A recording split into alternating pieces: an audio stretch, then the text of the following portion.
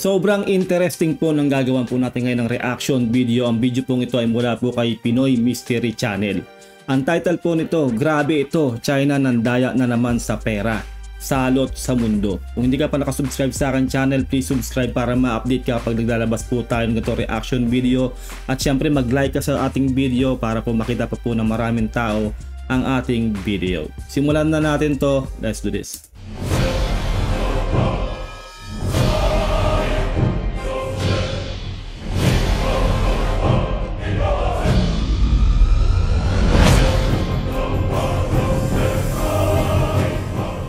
Bilyon-bilyong pera ng Pogo. Sandamukal na salapi ang natutuklasan sa mga bangkong gamit ng mga sindikato. Mula nang ni-raid ang Pogo sa Bamban, marami ang nasangkot, matataas na politiko at mga tauhan sa munisipyo. Karamihan ay yumaman ng gabundok. Ang hindi maunawaan ng marami ay kung saan ba nanggagaling ang pera ng mga offshore gaming operators at halos hindi na mabilang ang kwartang panampal sa mukha ng mga korap na opisyal. Grabe. Siguradong magugulat ka sa malalaman mo na natuklasan na kung saan nagmumula ang bilyones ng mga sindikato. Resulta ng katiwalian na hindi lamang Pilipinas ang damay, pati buong mundo.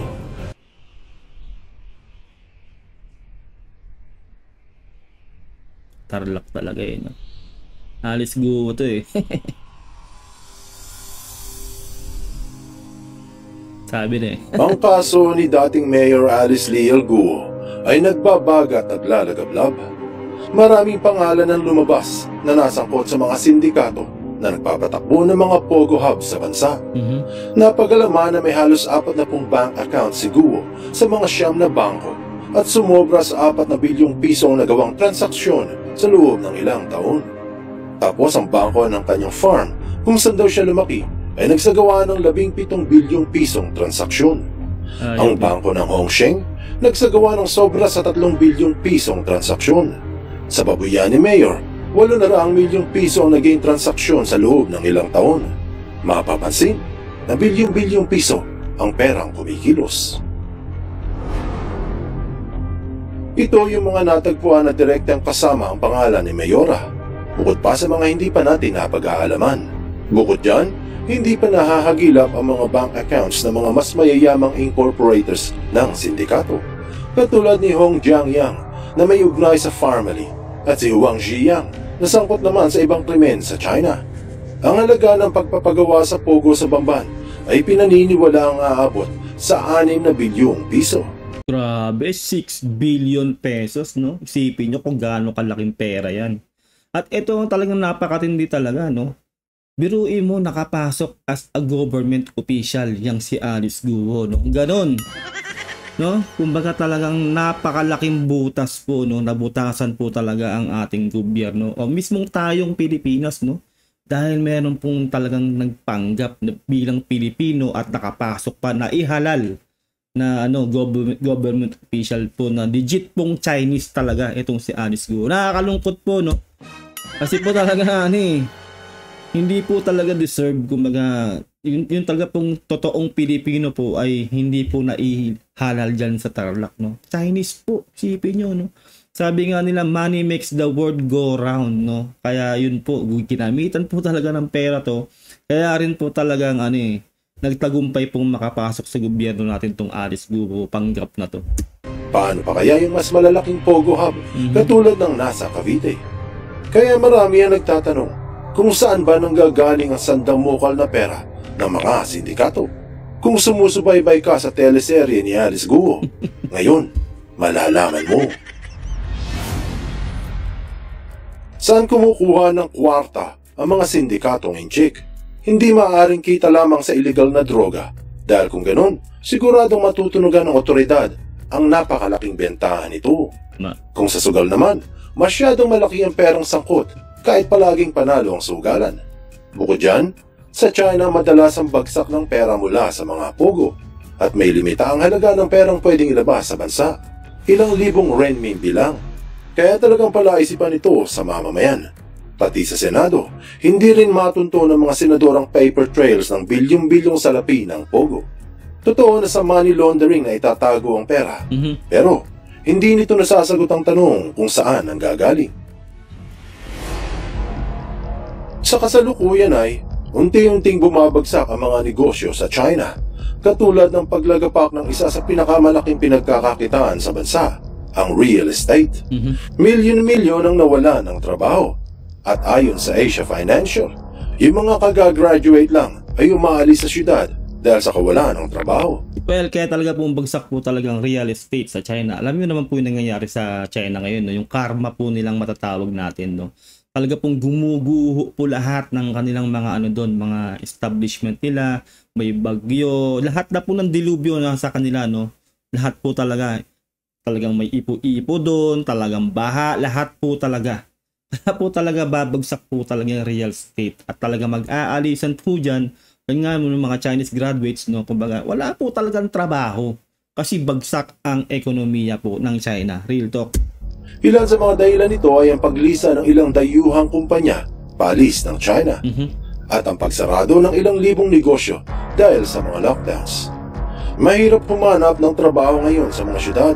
Walang pagkakakitaan, mabagal ang ekonomiya at walang pera. Tapos syempre ngayon, halos lahat dyan sa Indo-Pacific kinakalaban pa ng China. Sinong tangang mag-i-invest sa kanila sa China, no? Isipin niyo 'yon, no? Talagang buwakaw sa kapangyarihan at sa tong China sa pananakop dyan sa West Philippine Sea, di ba? Sinong engot na kalabang bansa ng China ang mag-i-invest mismo sa China? Syempre wala. Kaya talaga po ngayon po ang ekonomiya ng China po ay sobrang lugmok, no? Kaya po talaga sa ginagawa pong diskarte po ng gobyerno ngayon ng China diyan sa West Philippine Sea ay talaga pong mabilis po talaga silang babagsak. Karma, yan po ang inaabot po talaga ng China. Gayunpaman, saan kukuha ng pansustento ang 1.4 bilyong mga injig? Kailangan tugunan kung ayaw ng mga komunista ng pag-aalsa. Antiveros echoes the words of Interagency Council Against Trafficking Undersecretary Nicholas T. regarding Guo's possible fate. Bago matapos ang taong 2021, isang opisyal ng Chinese Central Bank na tinatawag nilang People's Bank of China o PBC ay nagbagsak ng isang reklamo sa munisipyo hinggil sa isang krimeng nagaganap sa loob mismo ng China Banknote Printing and Minting Corporation. Ito ang sangay ng PBC na nag-iimprenta ng pera, ang Chinese Yuan o Renminbi o People's Money. Ayon sa reklamo ng lalaki, na ilang buwan pa lamang nagtatrabaho sa sangay ng gobyerno, nakatuklas ito ng matinding paglabag sa batas. Dahil yan namang inimbestigahan ng otoridad at napagalamang lumalabag sa batas sa mga mismong namumuno sa malaking kumpanya. Paglabag, naaapekto hindi lang sa financial system ng Pilipinas, pati sa buong mundo. Ilang araw nagtagal ang investigasyon ng kapulisan at naituro ng nagrereklamo ang kanyang natuklasan. Base sa ulat, napansin ito na pinahihintulutan ng management ng korporasyon ang isang iligal na gawain, kung paano ginagawa ang pera. Ang bawat papel na pera ay may mga serial numbers. Sa Pilipinas, minsan may isa o dalawang letra, tapos kasunod ay 6 o 7 numero. Nakatatak ng asymmetric ang ilan para sa seguridad. Ito ang palatandaan kung ilan ang naiimprinta ng Bangko Sentral at ang bawat isa ay may unique na numero o may sariling serial numbers. Tama. At ang reklamo ay dinodoble ng bangko ang pag-imprinta ng pera. Ayun lang. Grabe. Lahat na lang po talaga ng ginagawa po ng China, no. Peke. No, kumbaga, lahat na lang ng pang-i-scam talagang sa kanila nagbumula halos talaga. Isipin nyo yung mga namimirata sila ng mga products, ng mga iPhones, lahat po ng halos ng produkto pinipirata po nila. Kahit nga po yung pagkain, 'di ba? Sobrang delikado po talaga at talaga pong ginagawan po nila ng peke po talaga. Ito na po, no. Talaga pong dinodoble po pala nila ang pagpiprint ng pera, no? Talaga pong malaking po to, malaking kumbaga na-discover po to nung tao na yon, no, yung kumbaga nag-expose ng scam na yan, no, kumbaga billion po kasi, no, ang halaga. Isipin niyo yan kung kumakalat po talaga yan. Wala na po talagang ginawang maganda yung China talaga, real talk po, no. Grabe, lahat ng panlalamang at panloloko po ay ginagawa po ng gobyerno ng China. Grabe talaga.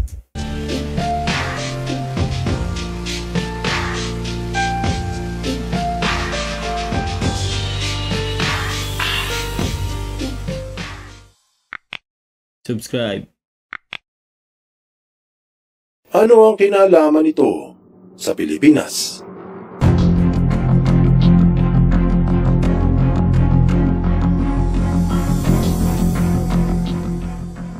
Ang resulta sa investigasyon ay kumalat na parang apoy sa duyot na kubo. Ang Bangko Sentral ng China ang nangangasiwa kung gaano karami ang nararapat na iimprintang pera. Ito ay upang panatilihin ang balansing ekonomiya para maiwasan ang inflation o pagtaas ng presyo ng bilihin kapag kulang ang perang gumagalaw sa bansa, at ang kabaligtaran para maiwasan ang deflation o pagbagsak ng presyo ng mga paninda. Kaya sa marami na mas masahol ang deflation kumpara sa inflation dahil pangitain nito na masama ang lagay ng ekonomiya. Tama. Kaya binabalanse ng Bangko Sentral ang pag-imprinta sa pera ng bansa. Siyempre, kapag ang China ang may problema sa ekonomiya, damay ang buong mundo. Tama. Ang serial number ng bawat pera ay panigurado na hindi ito mabebeke. Kaya sa pera ng Pilipinas, mayroong mga asymmetric na numero. Mas mahirap itong magaya. Pero alam ng mga netizens na pagdating sa batas, walang pakialam ang mga injik. Lulusot ang mga iyan kahit sa butas ng karayom para makapandaya. Ang pag-imprinta ng mga perang papel na may parehong serial numbers ay lusot sa batas dahil sa lehitimo ang mga numero kahit nakilatisin ang otoridad. Pero may masamang idudulot ito kung gagastusin sa loob ng bansa.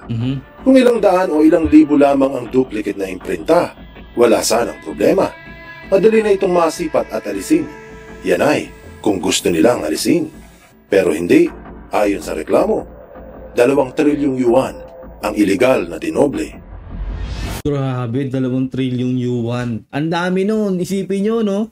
Kasi syempre ipakakalat po nila yung pera na yan na doble-doble, no? Kumbaga duplicate. Kada serial number may ka-duplicate. Yung trillion pala, isipin mo, no? Sobrang dami. Kaya malaki pong epekto po talaga yan kahit po sa bansa po talaga natin, real talk, no? Kasi po hindi po legit na pera yan, eh. Kasi po doble. Dapat po sa isang pera po talaga, halimbawa, no, sa 1,000, isang serial number lang po, yung papel po na yun lang po ang dapat may ganung serial number. Kaso nga po, dinoble-doble ng China yung pera nila, yung serial number na yun. Ibig sabihin, maraming katulad, peke po talaga. No, kaya po talaga magagamit po talaga to sa maling paraan, tulad na nga po nangyayari po sa bansa po natin, mga pogo na yan, no. Talagang makakapag-invest sila, no, ng ganun kalaking halaga. Kasi nga po nag-produce sila ng ganung pera na syempre hindi naman po basta ma-check po ng unang-una ng bansa po natin yan, kasi hindi po natin pera yan, eh, di ba? Alam ba natin na talaga pong doble-doble yung serial na yan? Pero ngayon po, ito no, na-expose na po. Buti na lang po may ganito po talaga na nangyari at alam na po yan ng ating gobyerno.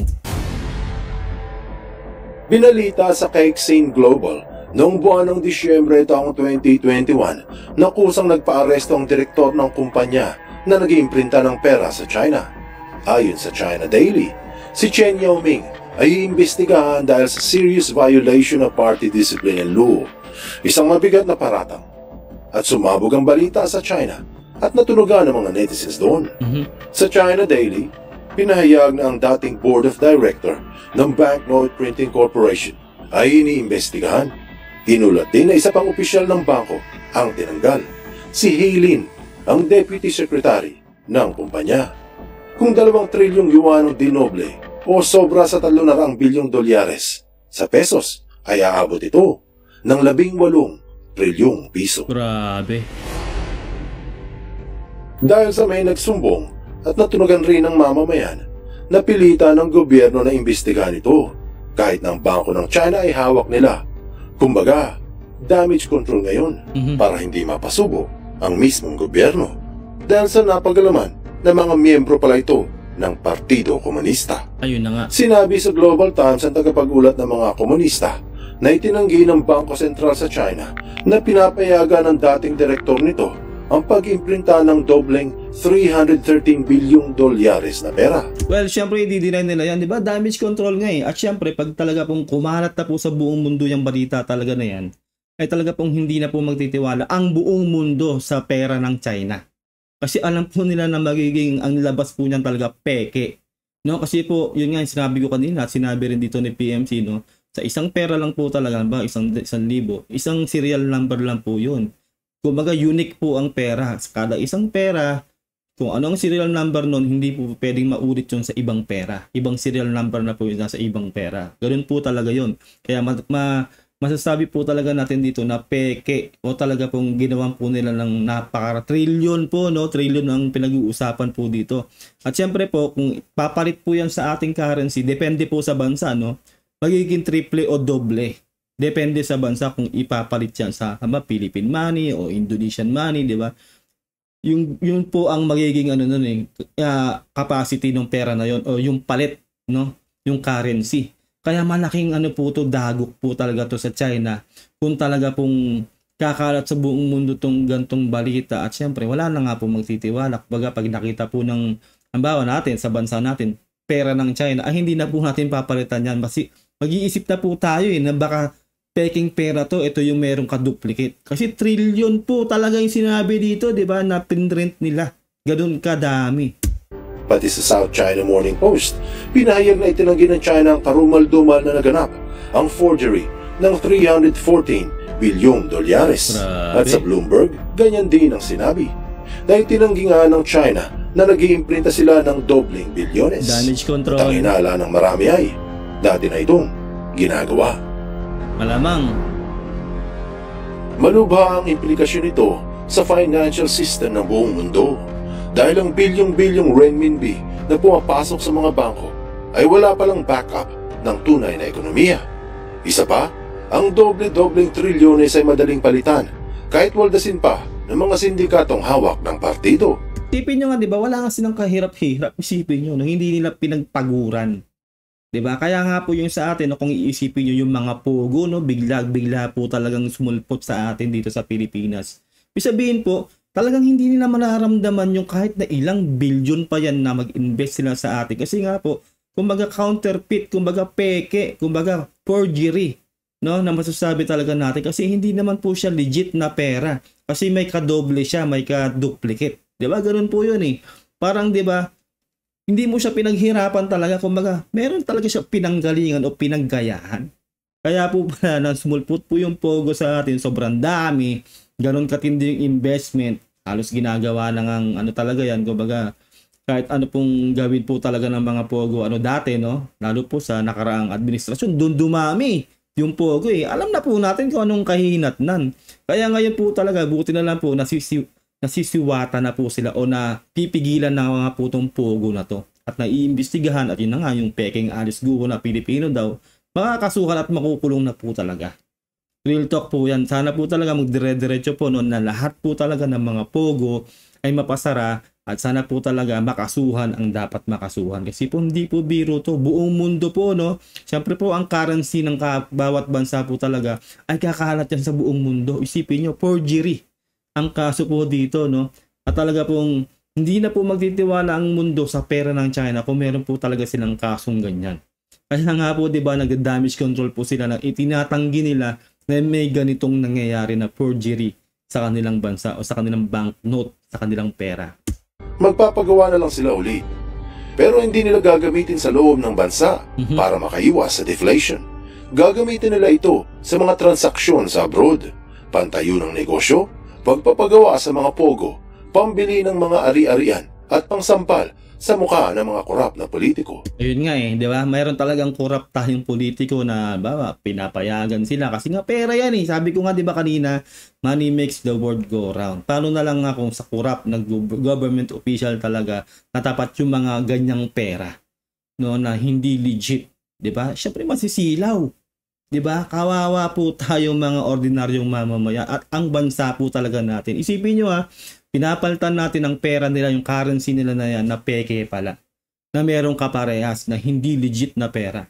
Isipin nyo, mas mataas po kasi yung quality o yung palitan ng pera ng China kaysa sa Pilipinas. Diba? Isipin nyo, papalitan natin yung pera nila in Philippine peso. 'Di ba, na ganun kalaki, tapos peke pala yung pera. Kawawa po, babagsak din po tayo, at hindi lang po tayo, yung buong mundo na nakikinabang o pumapalit sa currency po ng China. Kung talaga pong trillion po ang ipinakalat nila yan sa buong mundo na pekeng pera. 'Di ba? Na doble forgery po, no, kinopya.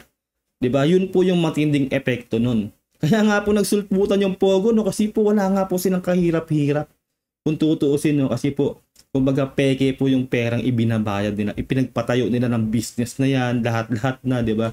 At may balita pa nga noon, 'di ba, na ginagawa nilang bodyguard yung ating staff, no, yung ating kapulisan ng mga Chinese na mayayabang na yan, na mga peke pala yung ibinabayad. Ngayon natin nalaman yan, no, dahil din dito kay PMC. Grabe. Grabe talaga, kumbaga kung iisipin nyo, hindi po makatao, no? Kaya po ang ginagawa ngayon ng China dito sa nangyayari to, damage control po talaga. Kaya mapapansin kapag bumili ng lupa at kondo ang mga inchik, madalas ay cash. Yes. Para masiguro na papasok sa bangko ang dobling serial numbers bago masuri. Kumbaga, wala na. Kumbaga, hindi na matitrace kasi napaltan na eh. 'Di ba? Syempre, ang ating bansa, real talk lang, no? Hindi pa naman tayo ganoon ka systematic, no? Hindi pa ganoon ka digital, o hindi pa ganoon katindi yung security ng ano natin. Lahat po ng ahensya ng gobyerno natin talaga ay hindi pa ganoon ka digital o ka systematic talaga. Kumbaga, hindi pa napupulido po talaga yung security, no? Syempre po, pag pinalitan na yung pera nila, wala na. Pwedeng hindi na matrace na may kaparehas pala yung pera na yun kasi naikalat na eh. Kumbaga sa ano, naikalat na sa merkado. Napalitan na. Kaya po yung mga Chinese na gumagamit ng ganyang pera, na mga mayayabang na nandito sa Pilipinas, kala mo kung sino, ganun po yung ginagawa nila kasi po wala nga po silang kahirap-hirap sa pera na yun na ginamit nila. Kaya kung makapagpatayo sila rito ng mga establishment nila, mga Pogo na yung whatever, casino na yan, ay talaga pong wala silang kahirap-hirap kasi peke yung pera na yun na ginamit nila. Anong aral ang mapupulot dito? Kaya pala napakaraming pera ng mga sindikatong hawak ng komunista sa Pilipinas ay marahil dahil sa iligal na dinodoble ng kanilang bangko ang pag-implementahan ng pera. Walang sabit dahil sa lehitimo naman ang mga serial numbers, pero matinding pinagbabawal. Tama. Dahil sa sasagabal ito sa financial system ng buong mundo. Tama. Kaya yung mga Pogo hub sa bansa ay bilyones ang halaga. Yes. Pati ang panampal sa mukha ng mga korap na politiko ay bilyones din. Kaya dapat mag-ingat ang taong bayan dahil kahit saang gubat ay mayroong ahas. Yes. Buksan mo ang iyong isip No? at hayaang lumalim pa ng lubusan ng iyong pangunawa. Ayun lang po, no, ate po nagawa ng reaction video dito. I-comment nyo na lang po sa baba kung ano po sa loobin nyo. No? Grabe po itong revelation na to. Naisipin nyo, no? Trillion na pera ng China ang doble-doble ang serial number. Isipin nyo.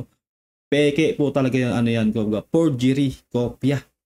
Kapag kawawa po, lalo po syempre kung meron po tayong mga ano, no, meron tayong mga kababayang OFW na galing sa China. Tapos po yung maipapadala nilang, halimbawa lang po, no, nagkahigpitan, halimbawa. Pinadala nila ngayon yung perang sinahod nila sa Pilipinas. Na-trace yung perang pinadala nila sa Pilipinas na kasama doon sa dinoble. Siyempre, ika-count, ano na yun, kumbaga, i-kolektahin yun ng gobyerno natin. Imbis na may pigay sa kanilang mga kamag-anak, no, pakinabangan ng kanilang mga anak na naiwan sa Pilipinas, ay kukolektahin lang yun o isusurrender lang yun sa gobyerno natin. Kasi po, kumbaga, peke siya, forgery, kung halimbawa matsyempuhan, no, kawawa po, siyempre, ang ating mga OFW sa China. Kaya yun po yung malaking epekto rin dito, no. Kumbaga, naloloko po talaga ang buong mamamayan po, hindi lang po tayong mga Pilipino, no, lahat po sa buong mundo na gumagamit ng pera ng China, na nag-exchange ng pera ng China. Kaya sana po talaga madali po nila to, no, talaga pong ma-check lahat yung mga pera ng China na bumabagsak po lalo po sa ating bansa, no, kasi po kawawa po talaga ang ating mga OFW. Kumbaga pinagpapaguran nila, kumbaga mawawalang saysay, no, kumbaga hindi mapupunta po yan talaga sa kanilang mga kamag-anak, at vice versa po yan, no. Kahit nga po yung mga ordinaryong mamamayan ng China po ay nagrereklamo na rin pala dahil po dahil ganyan, no. Bagsak po talaga ang ekonomiya ng China. Karma po, ito po kasi lahat po kasi ng ginagawa po talaga nila ay kasamaan. Kaya po talaga ganito na po yung nangyayari sa kanila. Wala po talagang kasamaan nagtatagumpay, tandaan nyo yan, kasi may Diyos tayo na lagi nakatingin sa atin, kaya wag po tayong gagawa ng kasamaan.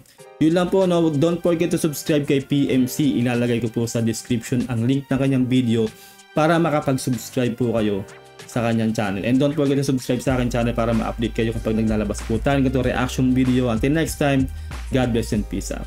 Bye.